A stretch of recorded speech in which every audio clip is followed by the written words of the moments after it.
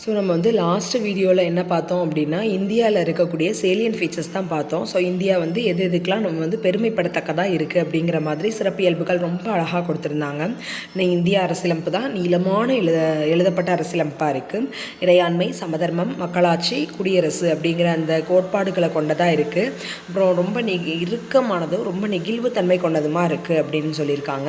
அப்புறம் இந்தியாவில் ஒற்றை குடியுரிமை தான் ஃபாலோ பண்ணிகிட்ருக்கோம். அது ரொம்ப சக்ஸஸ்ஃபுல்லாக போயிட்டுருக்கு அப்படின்னும் அடிப்படை உரிமைகள் அது வந்து ரொம்பவே நல்லா போயிட்டுருக்கு. அதாவது இப்போ அடிப்படை உரிமைகள் எனக்கு பாதிக்கப்படுது அப்படின்னா நான் வந்து உச்சநீதிமன்றத்தை நேராக போய் அணுகக்கூடிய ஒரு சிறப்பு மிக்கதாக இருக்குது அப்படின்னும் சொல்லியிருக்காங்க. அப்புறம் வயது வந்து ஒரு வாக்குரிமை 18 வயசு ஆகிட்டு அப்படின்னாலே எனக்கு வந்து வாக்குரிமை வந்து கண்டிப்பாக உண்டு, எந்த தகுதியுமே எனக்கு தேவையில்லை அப்படிங்கிற ஒன்று வந்து இந்தியாவில் சக்ஸஸ்ஃபுல்லாக கொண்டு போயிட்டுருக்காங்க. அப்புறம் சுதந்திரமான ஒருங்கிணைந்த நீதி அமைப்பு சுதந்திரமான ஒன்றா இருக்குது. ஸோ அதை யாருமே கேள்வி கேட்க முடியாது. அது ஒருங்கிணைந்த நீதி அமைப்பாகவும் இருக்குது அப்படின்னு சொல்லிட்டாங்க. அதுக்கப்புறமா கல்வி உரிமை.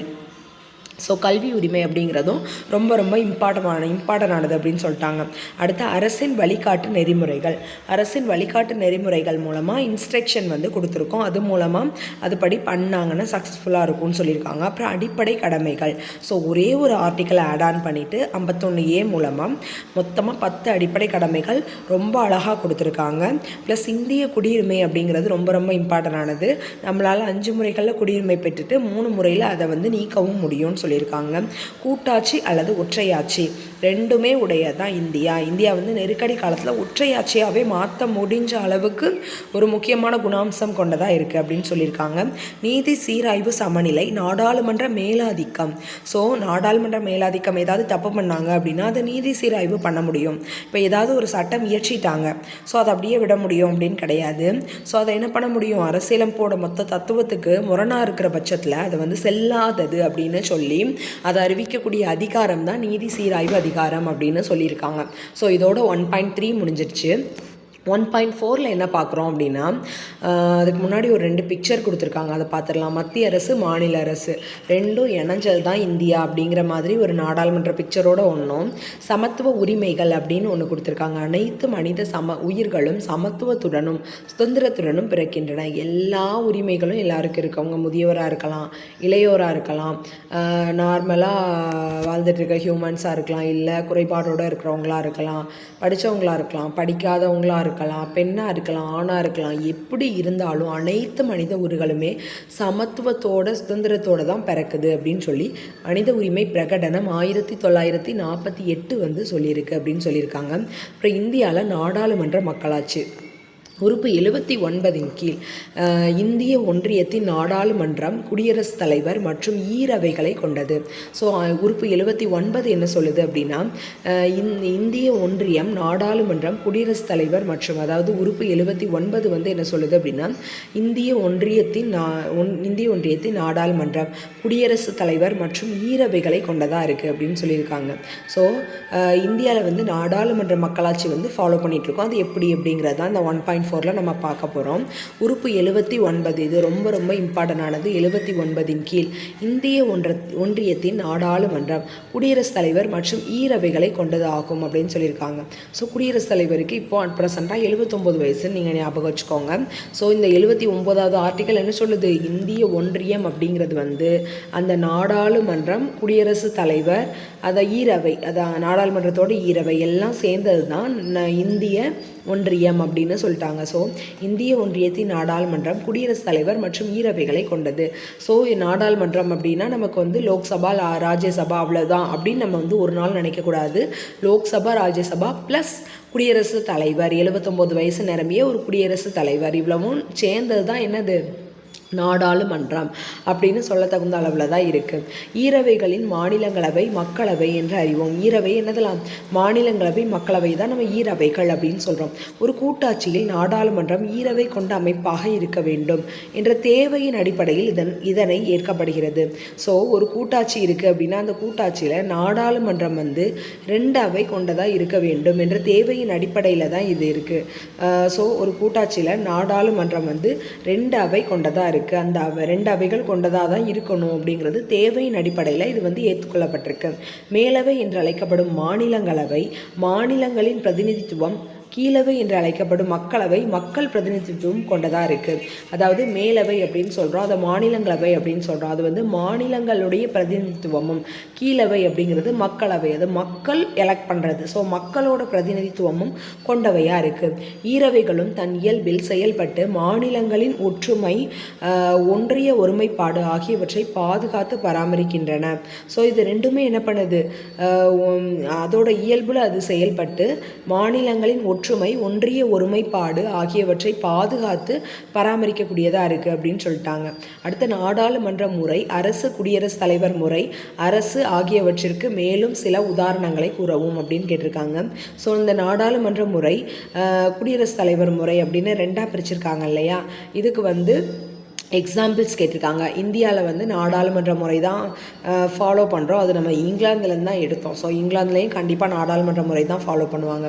குடியரசுத் தலைவர் முறை அமெரிக்க ஐக்கிய நாடுகள், அப்புறம் ரஷ்யாலெலாம் என்னது குடியரசுத் தலைவர் முறை தான். குடியரசுத் தலைவர் முறை முக்கியமாக இந்த வடகொரியா, தென்கொரியா அங்கெல்லாம் வந்து குடியரசுத் தலைவர் முறை தான் வந்து அப்ளை பண்ணிகிட்ருக்காங்க. ஸோ அதை தான் சொல்லியிருக்காங்க. அடுத்த நாடாளுமன்றம் எப்போவுமே நான் என்ன சொன்னேன், மாநிலங்களவை மக்களவை அப்படின்னு மட்டும் நம்ம நினச்சிடக்கூடாது. 79 வயசு நிரம்பிய ஒரு குடியரசுத் தலைவரும் அதில் இருக்காங்க. ஸோ இது வந்து 3 பார்ட்டானது தான் நாடாளுமன்றம். ஸோ அதை தான் வந்து இந்த பிக்சரில் ரொம்ப அழகாக சொல்லியிருக்காங்க. நாடாளுமன்றம், குடியரசுத் தலைவர், மாநிலங்களவை, மக்களவை அப்படின்னு மொத்தமாக 3 பார்ட்டாக இருக்கிறதா இந்த நாடாளுமன்றம். ஸோ அதை என்ன சொல்லியிருக்காங்க, குடியரசுத் தலைவர் அப்படிங்கிறதுல நாடாளுமன்றத்தின் ஈரவைகளின் உறுப்பினர்கள் மற்றும் மாநில, ஒன்றிய ஆளுகைக்கு உட்பட்ட பகுதி சட்டமன்றங்களின் உறுப்பினர்கள் ஆகியோரை வாக்காளர்களாக கொண்டு குடியரசுத் தலைவர் தேர்தலுக்கான வாக்காளர் பட்டியல் தயாரிக்கப்படுகிறது. ஸோ குடியரசுத் தலைவர் எலெக்ஷன் வைக்காங்கப்பா, நானும் ஓட்டு போடுறேன் அப்படின்னு நார்மலான மக்கள் போக முடியுமா? போக முடியாது. அதுக்கு ஒரு வாக்காளர் பட்டியல் வந்து தயாரிக்காங்க. அந்த வாக்காளர் பட்டியலில் யாரெல்லாம் இடம்பெறாங்க அப்படின்னு பார்த்தோன்னா, நாடாளுமன்றத்தின் ஈரவைகளின் எம்பிஸ். ஸோ ஈரவைனா என்னது, லோக்சபா, ராஜ்யசபா, அந்த 2 அவைகளோட எம்பி ஃபுல்லாக அதில் வந்து பார்ட்டிசிபேட் பண்ண போகிறாங்க. மாநில அல்லது ஒன்றிய ஆளுகைக்கு உட்பட்ட பகுதி, ஸோ மாநில அல்லது யூனியன் டெரிட்டரி, ஸ்டேட்டு யூனியன் டெரிட்டரியில் இருக்கக்கூடிய எம்எல்ஏஸ், சட்டமன்றங்களோட உறுப்பினர் எம்எல்ஏஸ், இவங்க எல்லாரும் தான் குடியரசுத் தலைவர் தேர்தலுக்கு ஓட்டு போட போகிறாங்க. இந்த வாக்காளர் பட்டியல் படி தேர்தல் நடத்தப்பட்டு குடியரசுத் தலைவர் தேர்ந்தெடுக்கப்படுகிறார். ஸோ இந்த வாக்காளர் பட்டியலில் இருக்கிற எல்லாரும் பார்ட்டிசிபேட் பண்ணுவாங்க. அதில் யார் ஜெயிக்காங்களோ அவங்க தான் யார், குடியரசுத் தலைவர். மாநிலங்களவைனா என்னது, மேலவை தான் மாநிலங்களவைன்னு சொல்கிறோம். 238 உறுப்பினர்கள் மாநிலங்கள் மற்றும் ஒன்றிய ஆளுகைக்கு உட்பட்ட பகுதி சட்டமன்றங்கள் மூலம் தேர்ந்தெடுக்கப்படுகின்றனர். இதை தவிர 12 உறுப்பினர்களை குடியரசுத் தலைவர் நியமனம் செய்வார். காலம், நிரந்தரமான அமைப்பு கலைக்கப்பட முடியாது.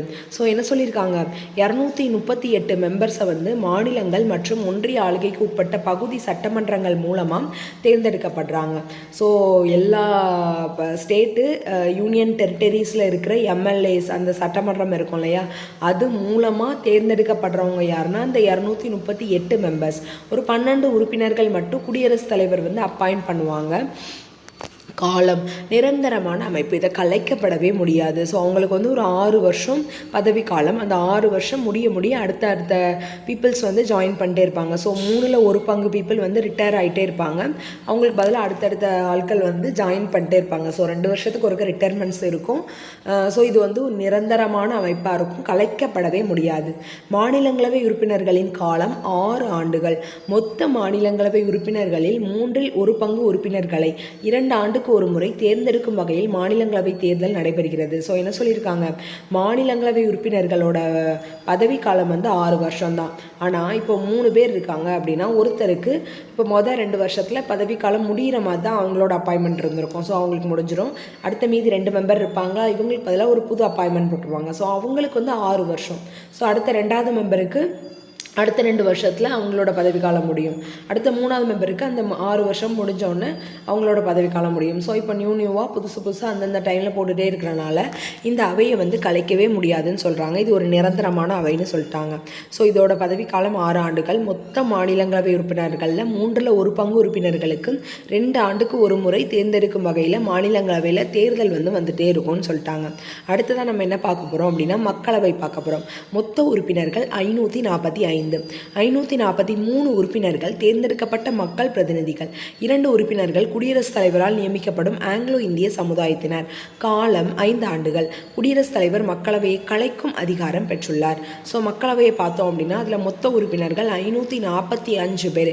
543 பேர் வந்து எலெக்ஷன் மூலமாக மக்களால் ஸ்ட்ரெயிட்டாக தேர்ந்தெடுக்கப்படுறாங்க, எம்பிஸ் ஃபுல்லாக. ஸோ 2 உறுப்பினர்கள் குடியரசுத் தலைவரால் நியமிக்கப்படுறாங்க. ஆங்கிலோ இந்திய சமுதாயத்தினர் தான் அந்த 2 உறுப்பினர். அவங்க மொத்தமாகவே எல்லாருடைய பதவிக்காலம் எத்தனை, 5 வருஷம் தான் அவங்களுக்கு பதவிக்காலம். குடியரசுத் தலைவர் வந்து மக்களவையை கலைக்கக்கூடிய அதிகாரமும் பெற்றவங்களாக இருக்காங்க. முக்கிய விவாதம் 2014 ஆகஸ்ட் 1 தமிழ்நாட்டில் நீதிமன்ற மொழியாக தமிழை பயன்படுத்துதல். ஸோ 2014 ஆகஸ்ட் 1லேருந்து தான் தமிழ்நாட்டிலேயே நம்மளுடைய உயர்நீதிமன்றத்திலேயோ மற்ற நீதிமன்றத்திலேயோ தமிழை வந்து நம்ம யூஸ் பண்ண ஆரம்பிச்சிருக்கோம். தமிழ்நாட்டில் நீதிமன்ற மொழியாக தமிழை பயன்படுத்தல் அப்படிங்கிறது ஆகஸ்ட் 1 2014 தான் வந்திருக்கு. தமிழ்நாடு மாநில சட்டமன்றத்தில் நடைபெற்ற ஆரோக்கியமான விவாதங்கள். ஸோ இதோட நமக்கு வந்து இந்த பாடம் கிட்டத்தட்ட முடிஞ்ச மாதிரி ஆயிடுச்சு. ஸோ இப்போ வந்து தமிழ்நாடு மாநில சட்டமன்றத்தில் நிறைய விவாதங்கள் நடந்திருக்கோம் இல்லையா. ஸோ அதில் வந்து முக்கியமான விவாதங்கள் வந்து சொல்லியிருக்காங்க.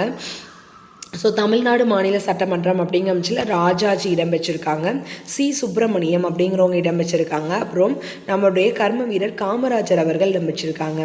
இந்திய அரசியலமைப்பு சட்டத்தின் கீழ் உருவான மதராஸ் மாகாண முதல் சட்டமன்றத்தில் 1952 to 1957 ராஜாஜி அரசு கொண்டு வந்த அடிப்படை கல்வி திட்டம் விமர்சிக்கப்பட்டது. ஸோ என்ன சொல்லியிருக்காங்க, நம்மளுடைய ஃபஸ்ட்டு எலெக்ஷன் 1952 நடந்துச்சு இல்லையா. அதுக்கப்புறமா மதராஸ் மாகாணத்தில் வந்து ஒரு சட்டமன்றம் உருவாகுது. அந்த முதல் சட்டமன்றத்தில் 1952 to 1957 காங்கிரஸ் கட்சி சார்பாக யார் பதவி வகிக்கிறா, ராஜாஜி அவர்கள் பதவி வகிக்கிறாங்க. அப்போ வந்து அவங்க ஒரு கல்வி திட்டம் கொண்டு வராங்க. அது வந்து பெரிய விமர்சனத்துக்கு உள்ளாகுது. எதிர்கட்சிகளுடன் ஆளும் காங்கிரஸ் கட்சியை சேர்ந்த ஒரு பகுதியினர் உட்பட இத்திட்டத்தை கடுமையாக எதிர்த்தனர். அதாவது இப்போ இந்த கட்சி தான் ஆளுது, ஆனால் அந்த கட்சியை சேர்ந்தவங்களே அந்த திட்டத்தை எதிர்க்கிறாங்க. அந்த அளவுக்கு அந்த திட்டம் வந்து மோசமான திட்டமாக இருக்குது. எதிர்கட்சிகள் ஃபுல்லாக எதிர்க்கிறாங்க. ப்ளஸ் காங்கிரஸ் கட்சி தான் ஆளும் கட்சி, அந்த கட்சியை சேர்ந்த முக்கியமான தலைவர்கள் அந்த ஒரு பகுதியினர் ஃபுல்லாக எதிர்க்கிறாங்க. கடுமையாக இந்த திட்டம் வந்து எதிர்க்கப்படுது. இத்திட்டம் சாதி அடிப்படையிலான படிநிலை மேலாதிக்கத்தை மீண்டும் கொண்டு வரும் என்று விமர்சித்தனர். ஸோ இதில் தான் பெரியார், காமராஜர் எல்லாருமே இடம்பெற்றிருப்பாங்க அந்த எதிர்த்த தலைவர்களில்.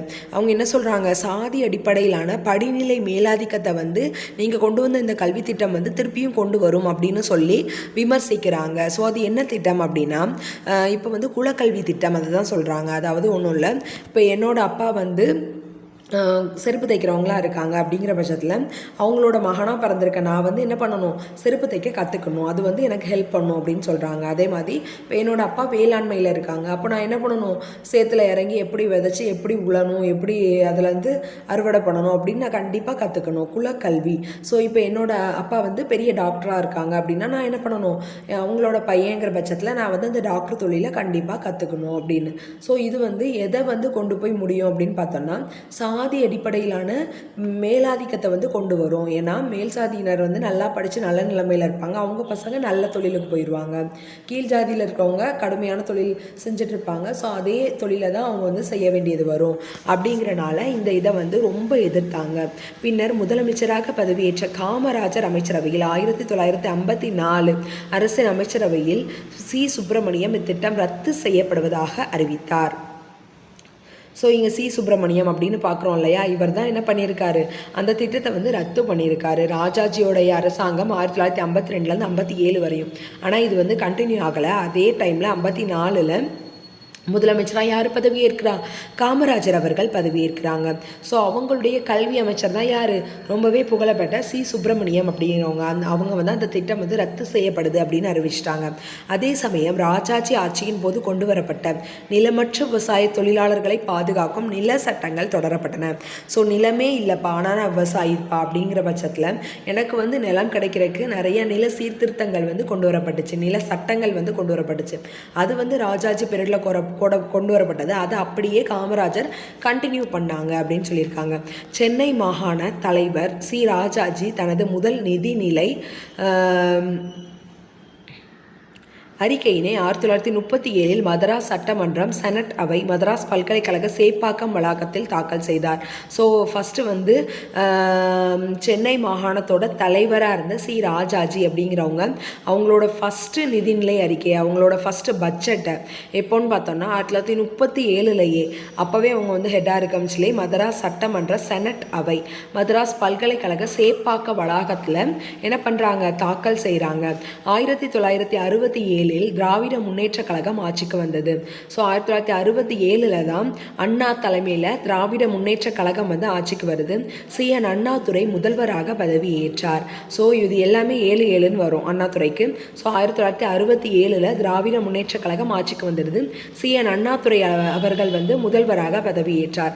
அவரது ஆட்சியில் இந்து திருமண சட்டம் திருத்தப்பட்டு சுயமரியாதை திருமணங்கள், அதாவது மத சடங்குகள் இல்லாமல் மேற்கொள்ளப்படும் திருமணங்கள் அங்கீகரிக்கப்பட்டன. அவருக்கு அடுத்து பதவியேற்ற 5 தடவைகள் முதலமைச்சராக பதவி வகித்த மு. கருணாநிதி பல சட்டங்களையும் எண்ணற்ற தீர்மானங்களையும் கொண்டு வந்துள்ளார்.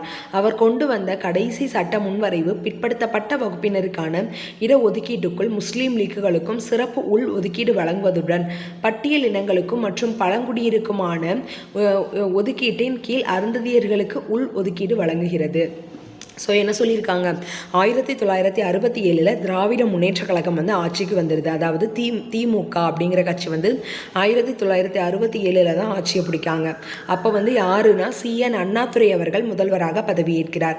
அவரது ஆட்சியில் இந்து திருமண சட்டம் அப்படிங்கிற ஒன்று வந்து திருத்தப்பட்டு சுயமரியாதை திருமணங்கள், அதாவது மத சடங்குகள் இல்லாமல் மேற்கொள்ளப்படும் திருமணங்கள் அங்கீகரிக்கப்படுது. இதை தான் பெரியார் விரும்புவார் இல்லையா? ஸோ பெரியாருடைய வழியில் அண்ணா அவர்களும் இந்து திருமண சட்டத்தை வந்து திருத்தி சுயமரியாதை திருமணங்கள் அப்படிங்கிற கான்செப்டை வந்து கொண்டு வந்துடுறாங்க. அதாவது மத சடங்குகள் எதுவுமே இல்லாமல் மேற்கொள்ளப்படும் திருமணங்கள் வந்து அங்கீகரிக்கப்படுது. அவருக்கு அடுத்து பதவியேற்ற 5 தடவைகள் முதலமைச்சராக பதவி வகித்த மு. கருணாநிதி பல சட்டங்களையும் எண்ணற்ற தீர்மானங்களையும் கொண்டு வந்துள்ளார். ஸோ கருணாநிதி அவர்கள் அவங்களுக்கு அப்புறம் பார்த்தோம் அப்படின்னா 5 தடவை முதலமைச்சராக வந்து பதவி வகிச்சிருக்காங்க. அவங்க வந்து நிறையா சட்டங்களையும் எண்ணற்ற தீர்மானங்களையும் வந்து கொண்டு வந்திருக்காங்க. அவர் கொண்டு வந்த கடைசி சட்ட முன்வரைவு பிற்படுத்தப்பட்ட வகுப்பினருக்கான இடஒதுக்கீட்டுக்குள் முஸ்லிம்களுக்கும் சிறப்பு உள் ஒதுக்கீடு வழங்குவதுடன் பட்டியல் இனங்களுக்கும் மற்றும் பழங்குடியினருக்குமான ஒதுக்கீட்டின் கீழ் அருந்ததியர்களுக்கு உள் ஒதுக்கீடு வழங்குகிறது. ஸோ இப்போ நமக்கு வந்து ஒரு வேலை வாய்ப்புன்னு கூட வச்சுக்கோங்களேன். 100 வேலை இருக்குது அப்படின்னா அந்த 100 வேலையுமே அந்த டாப் 100ல் வரவங்களுக்கு தான் கிடைக்கும் அப்படின்னு கிடையாது. ஏன்னா டாப் 100ல் வர்றவங்களுமே ஓசி கேட்டகிரியாக இருக்கலாம்.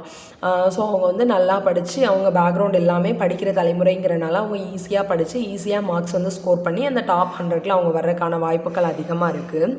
ஆனால் அப்படி வந்து வேலை அவங்களுக்கே கிடச்சிட்டே இருக்கக்கூடாது அப்படிங்கிறக்காண்டி தான் இந்த இடஒதுக்கீடு அப்படிங்கிற கான்செப்ட். அது மூலமாக பிற்படுத்தப்பட்ட வகுப்பினருக்கு வந்து ஒரு இத்தனை % வேலை, இப்போ 100 வேலை இருக்காப்பா, அந்த 35 வேலை கண்டிப்பாக பிசி கேட்டகரிக்கு தான், பிற்படுத்தப்பட்ட வகுப்பினருக்கு தான் அப்படின்னு சொல்லி ஒதுக்குறாங்க. அப்படின்னா அதுக்கு உள்ள முஸ்லீம்களுக்கு பிசிஎம்களுக்கு 5 வேலை கண்டிப்பாக அதில் கொடுக்கணும் அப்படின்னு சொல்லி 35 வேலை பிசிக்கு அப்படின்னா அதில் கண்டிப்பாக 5 வேலை யாருக்கு தான், பிசிஎம்முக்கு தான் அப்படின்னு சொல்லி உள் ஒதுக்கீடு கொடுப்பாங்க. ஸோ இந்த டாப் 35 போஸ்ட்டில் முஸ்லீம்ஸ் இருந்தாலும் அவங்களுக்கு கிடைக்கும். அது போக அந்த 5 பர்டிகுலர் வேலையும் அவங்க காஸ்டில் இருக்கவங்களுக்கு தான் கிடைக்கும். இந்த மாதிரி சிறப்பு உள் ஒதுக்கீடு மூலமாக முஸ்லீம்களுக்கு சிறப்பு உள் ஒதுக்கீடு கொடுத்துருக்காங்க. பட்டியல் இனங்களுக்கும் மற்றும் பழங்குடியினருக்குமான ஒதுக்கீட்டின் கீழ் அருந்ததியர்களுக்கு உள் ஒதுக்கீடு வழங்குகிறது. ஸோ என்ன பண்ணியிருக்காங்க, பட்டியல் இனங்களுக்கும் பழங்குடியினருக்கும் ஒரு 20 போஸ்ட்டுப்பா, 35 போஸ்ட் பிசிக்கா, மீதி இருக்கிறது ஃபுல்லாக நீங்கள் வச்சுக்கோங்க அப்படின்னு கொடுக்காம பட்டியலினருக்கு பழங்குடியினருக்கு ஒரு 20 போஸ்ட் ஒதுக்கியிருக்கேன் அப்படின்னு சொல்கிறாங்க. ஸோ அதில் 5 போஸ்ட் வந்து யாருக்கு, அருந்ததியர்களுக்கு தான் அப்படின்னு சொல்லி அதை உள் ஒதுக்கீடாக கொடுத்துட்றாங்க. அந்த 20 போஸ்ட்டில் 5 போஸ்ட் அருந்ததியர்களுக்கு அப்படின்னு சொல்லி கொடுக்குறாங்க. ஸோ இந்த மாதிரி தான் இடஒதுக்கீட்டு கொள்கைகள் கொண்டு வரப்படுது. அனைத்து இந்திய அண்ணா திராவிட முன்னேற்ற கழகத்தின் MG ராமச்சந்திரன் தலைமையிலான 10 ஆண்டு கால ஆட்சியில் 1967 அண்ணாவோட ஆட்சி வருதா, 10 வருஷம் முடிஞ்சிச்சு, திமுக ஆட்சி முடிஞ்சிச்சு. இப்போ 1977 1987 வரையும் பார்த்தோம் அப்படின்னா MG ராமச்சந்திரன் தலைமையிலான, அதாவது எம்ஜிஆர் சொல்லுவோம் இல்லையா, அவங்களுடைய தலைமையிலான ஆட்சி. வருவாய் நிர்வாகத்துறையில் குறிப்பிடத்தக்க பல மாற்றங்கள் கொண்டு வரப்பட்டன. வருவாய் நிர்வாகத்துறையில் இந்த கர்ணம் அப்படின்லாம் ஒரு பதவி இருந்துச்சு. அந்த பதவியெல்லாம் ஒழிச்சு வருவாய் நிர்வாகத்துறையில் மட்டுமே நிறைய மாற்றங்கள் வந்து கொண்டு வரப்பட்டுச்சு. குறிப்பாக வாரிசு அடிப்படையிலான கிராம நிர்வாக அலுவலரான கர்ணம் பதவிக்கு முடிவு கட்டினார். ஸோ இந்த கிராம நிர்வாக அலுவலர் பதவி ஒன்று இருந்துச்சு, அது வந்து வாரிசு அடிப்படையில் தான் இருந்துச்சு. அந்த பதவிக்கு முடிவு கட்டினது யார் தான்? எம்ஜிஆர் தான். மதிய உணவு திட்டத்தினை விரிவுபடுத்தி சத்துணவு திட்டமாக மேம்படுத்தினார். ஸோ அவரோட யங் ஸ்டேஜில் மதிய உணவு திட்டம் கிடைக்காம ரொம்ப கஷ்டப்பட்டிருப்பாரு. ஸோ மதிய உணவு திட்டத்தை கொண்டு வந்தது காமராஜர் தான். அதை வந்து சத்துணவு திட்டமாக மேம்படுத்தி முட்டையெல்லாம் அதில் ஆட் ஆன் பண்ணது யார்? நம்மளுடைய எம்ஜிஆர் அவர்கள். 1992 நவம்பரில் உச்சநீதிமன்ற மண்டல் ஆணையம் வழக்கில் தீர்ப்பு வழங்கியது. ஸோ 1992 மண்டல் கேஸ் வந்து தீர்ப்பாகுது. ஸோ அதில் கல்வி மற்றும் வேலை வாய்ப்பில் 50 விழுக்காடு இடஒதுக்கீடு வழங்கி தீர்ப்பளிக்கப்பட்டது. ஸோ என்ன பண்ணணும்? கல்வி வேலை வாய்ப்பில் 100ல் 50% தான் இடஒதுக்கீடு இருக்கணும், மீதி இருக்கிற 50 சீட் வந்து ஜென்ரல் சீட்டாக தான் இருக்கணும் அப்படின்னு சொல்லி மண்டல் ஆணையம் வந்து 1992 வந்து என்ன பண்ணிட்டாங்க? தீர்ப்பு கொடுத்துட்டாங்க.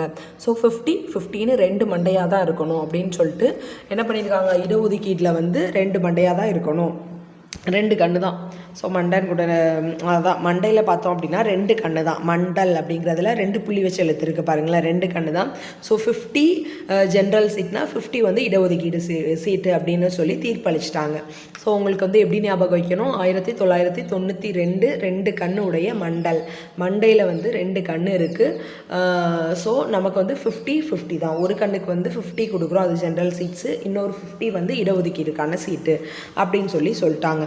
இதனைத் தொடர்ந்து தமிழகத்தில் பிற்படுத்தப்பட்டோர், மிகவும் பிற்படுத்தப்பட்டோர், பட்டியல் சாதிகள், பழங்குடியினர் ஆகியோருக்கு வழங்கப்பட்டு வந்த இடஒதுக்கீட்டினை பாதுகாக்கும் வகையில் தமிழ்நாடு மாநில சட்டமன்றம் கூட்டப்பட்டு 69% ஒதுக்கீடு சட்டம் கொண்டு வரப்பட்டது.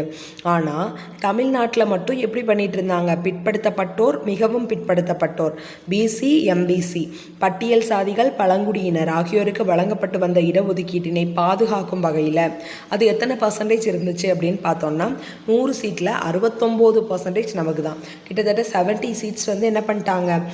இடஒதுக்கீட்டுக்கு கொடுத்துட்டாங்க. அந்த 30 சீட்டு தான் ஜென்ரல் சீட்டு. அந்த 30 சீட்லையும் இந்த இடஒதுக்கீட்டில் உள்ளவங்க வரணும்னா வந்துக்கலாம். ஸோ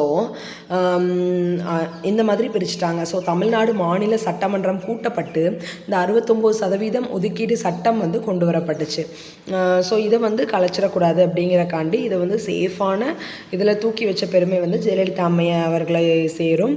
ஸோ இதை வந்து எப்படி பிரிச்சிருக்காங்க அப்படிங்கிறத ரொம்ப அழகாக அதில் கொடுத்துருக்காங்க. சிஎம் ஜெயலலிதா அவர்கள் வந்து ஃபஸ்ட்டு 50% வந்து பிற்படுத்தப்பட்டோருக்கு இருந்துச்சா, அதில் உள் ஒதுக்கீடு மிகவும் பிற்படுத்தப்பட்டோருக்கு 20% கொடுத்ததுனால பிசிக்கு வந்து 30%. அந்த பிசி கேட்டகரியிலே தான் பிசிஎம்மும் வருவாங்க, பிசி முஸ்லிம்ஸும். ஸோ அந்த பிசி சீட்ஸ் 30 100ல் 30 வந்து பிசிக்கு, எம்பிசிக்கு 20 சீட்டு, எஸ்டிக்கு 1 சீட்டு, எஸ்சிக்கு 18 சீட்டு. அந்த 18ல் தான் உள்ள அருந்ததியர் எல்லாருமே வந்துடுவாங்க. ஸோ இதை வந்து மொத்தமாக பார்த்தோம் அப்படின்னா 69% வருது. இது வந்து 50%ஓட அதிகமாக இருக்குது அப்படின்னு மற்றவங்க யோசிக்க ஆரம்பிக்கிறதுக்கு முன்னாடியே இதை என்ன பண்ணிட்டாங்க? Added in 9th schedule to avoid judicial review. So நீதி மறுசீராய்வு அப்படிங்கிறது வந்து எந்த கேட்டகரியில் பண்ண முடியாது அப்படின்னா 9வது அட்டவணைக்கு கீழே இருக்கிறத வந்து நீதி மறுசீராய்வு பண்ண முடியாது. ஸோ அந்த 9வது அட்டவணையில் இதை தூக்கி கொண்டு போய் வச்சுருவாங்க. இந்த 69% இடஒதுக்கீடு தமிழ்நாட்டில் அப்படிங்கிறத இந்த 9வது அட்டவணையில் கீழே ஆட் பண்ணிடுவாங்க. ஸோ இதை வந்து நீதி மறுசீராய்வுக்கு உட்படுத்தினாங்கன்னா 50% கீழே தான் வரணும். ஏன்னா மண்டல் தீர்ப்பு 1992 என்ன சொல்லியிருக்கு? இடஒதுக்கீடு அப்படிங்கிறது 50% தான் சொல்லியிருக்கு. ஸோ இது வந்து 50% கீழே தான் வரணும் அப்படின்னு சொல்லிட்டு என்ன பண்ணிடுவாங்க? அதை குறைச்சிடுவாங்க. அப்படிங்கிறனால அந்த 9th ஷெட்யூலில் இதை வந்து ஆட் ஆன் பண்ணி விட்டுட்டாங்க.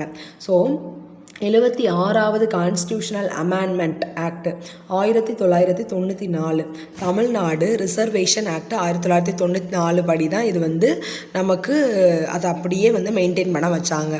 ஸோ 76வது கான்ஸ்டியூஷனல் அமெண்ட்மெண்ட் ஆக்ட். ஸோ இதை எப்படி ஞாபகம் வைக்கலாம்? 76வது கான்ஸ்டியூஷனல் அமெண்ட்மெண்ட் ஆக்ட் 1994. ஸோ இந்த 4 இது கூட ஆட் பண்ணோம் அப்படின்னா 80ன்னு ஃபுல்ஃபில் ஆயிரும். ஸோ 1994 வந்து 76வது கான்ஸ்டியூஷனல் அமெண்ட்மெண்ட் ஆக்ட் படி தமிழ்நாடு ரிசர்வேஷனை வந்து ஸ்டாண்டர்டைஸ் பண்ணி 9வது ஷெட்யூலில் தூக்கி கொண்டு போய் வச்சுட்டாங்க. ஸோ இதை வந்து 76+4 ஞாபகம் வச்சுக்கோங்க. 76வது அமெண்ட்மெண்ட் ஆக்ட் படி 1994 தமிழ்நாட்டில் இருக்கிற ரிசர்வேஷன் ஆக்ட் வந்து கொண்டு வரப்பட்டுச்சு. So added in 9th schedule, 9வது அட்டவணையில் இது வந்து என்ன பண்ணாங்க, ஆட் ஆன் பண்ணி வச்சுட்டாங்க அப்படிங்கிறது தான் சிறப்பு. அதுக்கப்புறம் கொடுக்கப்பட்டிருக்கிறது ஃபுல்லாக பாக்ஸு. ஸோ தமிழ்நாடு மாநில சட்டமன்றம். தமிழ்நாடு மாநில சட்டமன்றம் 234 உறுப்பினர்களை கொண்டது. 189 உறுப்பினர்கள் பொது தொகுதியிலிருந்தும் 45 உறுப்பினர்கள் தனி தொகுதியிலிருந்தும் தேர்ந்தெடுக்கப்படுகின்றனர். ஸோ என்ன சொல்லியிருக்காங்க, தமிழ்நாடு மாநில சட்டமன்றம் 234 எம்எல்ஏஸை வந்து கொண்டது, உறுப்பினர்களை கொண்டது. அதில் 189 உறுப்பினர்கள் வந்து பொது உறுப்பினர்கள், யாருனாலும் எந்த இடத்துலனாலும் நின்றுக்கலாம், 189 உறுப்பினர்கள். இது இப்போ இந்த 45 உறுப்பினர்கள் இருப்பாங்க இல்லையா, அது வந்து தனி தொகுதிகள். அதாவது இந்த இடத்துல இந்த காஸ்ட்டு தான் நிற்கணும், இந்த இடத்துல இந்த ஒதுக்கப்பட்ட பிரிவினர் தான் நிற்கணும், இந்த இடத்துல இந்த பிற்படுத்தப்பட்ட பிரிவினர் தான் நிற்கணும்னு சொல்லி அவங்களுக்கு வந்து இடஒதுக்கீடு கொடுத்துருப்பாங்க. ஸோ அது வந்து 45 உறுப்பினர்கள் தனி தொகுதிகளிலிருந்து தான் தேர்ந்தெடுக்கப்படுகிறாங்க. 189 உறுப்பினர்கள். நம்ம வந்து கான்ஸ்டியூஷன் அசம்பிளியில் 389 உறுப்பினர்கள் முதல்ல இருந்திருப்பாங்க இல்லையா, அதே மாதிரி ஞாபகம் வச்சுக்கோங்க.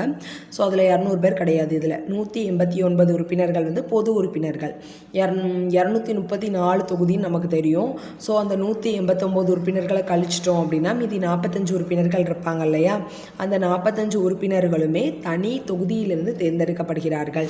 சட்டமன்றத்தில் முதல் கூட்டத்தொடர் முதல் பொது தேர்தலை தொடர்ந்து 1952 3/5/1952 அன்று தொடங்கியது. ஸோ ஃபஸ்ட்டு எலெக்ஷன் எப்போன்னு பார்த்தோன்னா 1952 மே மாதம் தான் நடந்துச்சு. ஸோ சட்டமன்றத்தில் முதல் கூட்டத்தொடர் எப்போ நடந்துச்சு அப்படின்னு பார்த்தோன்னா 3/5 தேதி 5வது மாதம் 1952 தான் ஃபஸ்ட்டு என்ன தொடங்குது, ஃபஸ்ட்டு சட்டமன்ற கூட்டத்தொடர் வந்து தொடங்குது. அரசியலமைப்பு உறுப்பு 333 கீழ் 333 கீழ் ஆங்கிலோ இந்திய பிரதிநிதி ஒருவர் ஆளுநரால் நியமிக்கப்படுகிறார். எம்எல்ஏவாக நியமிக்கப்படுகிறார். 6/4/2021 அன்று தமிழக சட்டமன்றத்திற்கு பொது தேர்தல் நடந்ததையொட்டி 16வது தமிழக சட்டமன்றம் 7/5/2021 அன்று அமைக்கப்பட்டது. அதாவது இப்போ அமைக்கப்பட்டிருக்கிறது வந்து 17வது சட்டமன்றம். ஸோ அந்த கோட் படத்தில் அந்த காரோட இது பார்த்துருப்பீங்க இல்லையா, அதில் வந்து TN07 அந்த 07 17 போட்டிருந்தாங்கன்னா கரெக்டாக இருந்திருக்கும். ஏன்னா 17வது சட்டமன்றம் தான் இப்போ அமைக்கப்பட்டிருக்கு 2026. ஸோ 2021 அமைக்கப்பட்ட சட்டமன்றம் வந்து 16வது சட்டமன்றம். 6/4/2021 அன்று தமிழக சட்டமன்றத்திற்கு பொது தேர்தல் நடந்ததையொட்டி 16வது தமிழக சட்டமன்றம் 7/5/2021 அன்னைக்கு அமைக்கப்பட்டுச்சு அப்படின்னு சொல்லிட்டாங்க. ஸோ இந்த பாக்ஸில் என்னெல்லாம் பார்த்துருக்கோம், ஒரு வாட்டி ரிவைஸ் பண்ணிடலாம். தமிழ்நாடு மாநில சட்டமன்றம் அப்படிங்கிற ஒன்று வந்து 234 எம்எல்ஏஸை வந்து கொண்டதாக இருக்குது, இது எல்லாருக்குமே தெரியும். ஸோ அதில் 189 உறுப்பினர்கள் வந்து பொது தொகுதியிலிருந்தும் 45 உறுப்பினர்கள் வந்து தனி தொகுதியிலிருந்தும் தேர்ந்தெடுக்கப்படுகின்றனர். சட்டமன்றத்தில் முதல் கூட்டத்தொடர், அதாவது நம்ம சட்டமன்றத்தில் முதல் கூட்டத்தொடர் எப்போ நடந்துச்சுன்னு பார்த்தோம்னா எப்போ நடந்துச்சு, 3/5/1952 அன்று தொடங்கியது. ஸோ மே மாதம் 3ஆம் தேதி 1952 தான் ஃபஸ்ட் எலெக்ஷன் வந்து நடந்திருக்கு. அரசியலமைப்பு உறுப்பு 333 கீழ் ஆங்கிலோ இந்திய பிரதிநிதி ஒருவர் ஆளுநரால் நியமிக்கப்படுகிறார். 6/4/2021 அன்று தமிழக சட்டமன்றத்திற்கு பொது தேர்தல் நடந்ததை ஒட்டி 16வது தமிழக சட்டமன்றம் 7/5/2021 அன்று அமைக்கப்பட்டது. ஸோ 6ஆம் தேதி 4ஆம் மாதம் 2021 அன்னைக்கு தமிழக சட்டமன்றத்துக்கு ஒரு பொது தேர்தல் வச்சுட்டாங்க. ஸோ அந்த பொது தேர்தல் நடந்ததையொட்டி 16வது தமிழக சட்டமன்றம் 7/5/2021 அன்னைக்கு அமைக்கப்பட்டது. ஸோ 6/4/2021 அன்று தமிழக சட்டமன்றத்துக்கு பொது தேர்தல் நடக்கு. அந்த பொது தேர்தல் நடந்ததையொட்டி 16வது தமிழக சட்டமன்றம் 7/5/2021 அன்று அமைக்கப்பட்டது. அப்படின்னு சொல்லி முடிச்சிட்டாங்க. ஸோ 333 அடிப்படையில் ஒரு பிரதிநிதி ஆளுநரால் நியமிக்கப்படுறாங்க. 6/4/2021 பொது தேர்தல் நடந்துச்சு. அந்த பொது தேர்தலுக்கு அப்புறமா 16வது தமிழக சட்டமன்றம் வந்து 7/5/2021 அன்று அமைக்கப்பட்டது. ஸோ 7/5/2021 தான் வந்து என்ன பண்ணாங்க, 16வது சட்டமன்ற தேர்தல் வந்து அமைக்கப்பட்டுச்சு அப்படின்னு சொல்லி முடிச்சிடலாம். ஸோ இது வீடியோ போதும் ஃப்ரெண்ட்ஸ். இதுவரை நம்ம என்ன பார்த்துருக்கோம்னா, தமிழகத்தில் சட்டமன்றத்தில் நடந்த முக்கியமான விவாதங்கள் ப்ளஸ் நம்மளுடைய நாடாளுமன்றத்தோட அமைப்பு இவ்வளோ வரையும் பார்த்துருக்கோம். இப்போ லாஸ்ட்டாக பார்த்தா பாக்ஸு இவ்வளோவும் பார்த்துருக்கோம். ஸோ இந்த உறுப்பு 370லேருந்து அதுக்கப்புறம் நமக்கு எப்படி தான் நம்மளுடைய தமிழ்நாடு அப்படிங்கிற நேம் வந்துச்சு, எப்படி தனியாக பிரித்தாங்க, சென்னை எப்படி நமக்கு கிடச்சிச்சு, யார் யாரெல்லாம் அதுக்கு போராடினாங்க அப்படிங்கிறதெல்லாம் அடுத்த வீடியோவில் தனி வீடியோவாக பார்க்கலாம். தேங்க்யூ.